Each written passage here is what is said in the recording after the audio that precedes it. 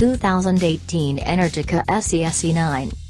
High quality, and high price, machine delivers purity of riding experience. I should preface this article by saying that I am young, well, in my early 30s physically, mental age varies, and I am a nerd. That means I've written more lines of code than I care to remember, can traverse a balanced tree data structure on a whiteboard, and I like to read books on things like graph theory. It's terribly interesting stuff, honest. I'm a big picture, early adopter kind of guy and like to jump straight to the end game and skip all the faff in the middle. I've already invested in Bitcoin, Ethereum, and some other digital currencies. I've ditched television and source my moving picture binge sessions from Amazon Prime, Netflix, and YouTube. I don't know the last time I went to a physical store to do any shopping, either. You get the idea. Energica is a small firm based in Modena, Italy, with only 40-50 employees.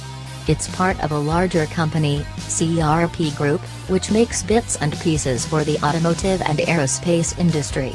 Digging around a bit suggests it built the gearboxes for the Minardi F1 team a decade or so ago.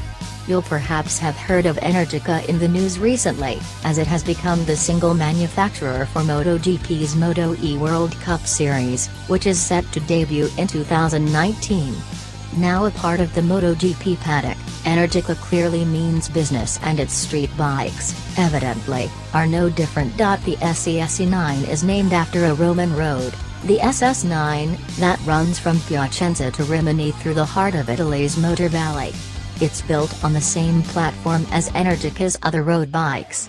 The frame, motor, and battery are the same across all of Energica's models, although they achieve differing amounts of torque, power, and top speed, but the Esse Esse 9 is dressed as a relaxed, easy ride. That means a relaxed foot peg position and wide bars with a short reach. Style-wise, Energica have positioned it as a retro cafe racer, and that means a single headlight up front and an old-school stitched leather seat. It has been set up to develop 133 pounds-to-foot, 180 Newton-meters, of torque and 109 horsepower, 80 kilowatts, and is limited to 125 miles per hour. Walking around the Esse Esse 9, a few things immediately strike you. Unlike the Zero, the Esse Esse 9 somehow has the air of a real, gas-powered motorcycle. I put that down to its physical size. It's proportioned more like a 1000cc bike than a 500-600 like the Zeros. Secondly, everything about the Esse Esse 9 is premium, and often unnecessarily so. You will not find one single cheap or shoddy part on it. The forks are Marzocchi and the rear shock is by Betobo, both fully adjustable. The brakes, with braided brake lines, are from Brembo, and the wheels are cast-oz units. The seat is hand-stitched and real leather, the yokes are CNC machined, and the dashboard looks remarkably similar to the units that Aprilia uses on its V4 bikes. But, remarkably, it isn't just the stuff you can see and touch that's premium, even the stuff you can't see is high-end. Get on your hands and knees and look into the places you usually wouldn't, and you'll find even the smallest and most hidden of brackets are CNC machined or made of carbon fiber. Those body panels aren't plastic, either, they are carbon, too. All of them. And you won't find a light on it that isn't LED, either. Much to my surprise, riding the Esse Esse 9 is not at all like my experience on the Zero. As mentioned, it's bigger and heavier, by a good 70 kilograms, 150 pounds, and, boy, you can feel that weight when lifting it off its side stand. Whereas the Zero felt like it held its weight very low down, the Esse Esse 9's weight feels more central. After turning the key, waiting for the LCD dashboard to wake up, holding the front brake on and pressing the starter to arm the motor, moving away is as simple as giving the throttle a very slight twist. There's no clutch or gear lever to consider, and the brakes are both where they'd be on a gas-powered bike. The bike moves steadily away and the majority of the weight you felt lifting it off the side stand disappears in an instant. Flipping the seat up reveals the bit you really want to know about, the charging port. The Energica is presently the only electric bike to use the CCS-type charging port, the same that you find on electric cars, which means the Esse Esse 9 can be charged fully in 30 minutes.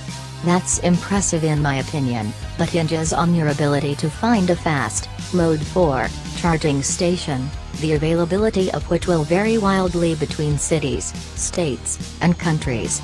Otherwise, it's a 4-hour charge on a standard, Mode 2 or Mode 3, EV charging station or domestic outlet. Battery range is a big and interesting topic. Energica claims you'll see 93 miles with varied riding. Based on my ride, I believe that's probably accurate. Ride like a tool and you'll easily reduce that to 50 miles or less. The bigger issue in my mind is the battery's lifetime performance.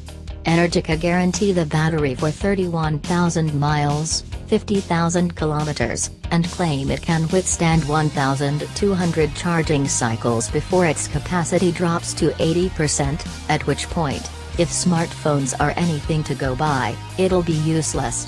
That might sound good, but I'm wary of the effect time has on batteries. A seldom used battery left for long periods is not going to work particularly well after 5 years or so, and won't be cheap to replace. Unfortunately, though, I can't have my future now. The bike's price tag is partly to blame, but there are also factors beyond Energica's control. For example, in central London, where I live, there are only 3 super-fast charging points. The next nearest are 50 miles away in Oxford. You better hope they aren't occupied when you get there, or you're in for a long pit stop. But I know that with time, that'll change. So will battery technology, which will batteries getting more range or smaller physical size, hopefully both.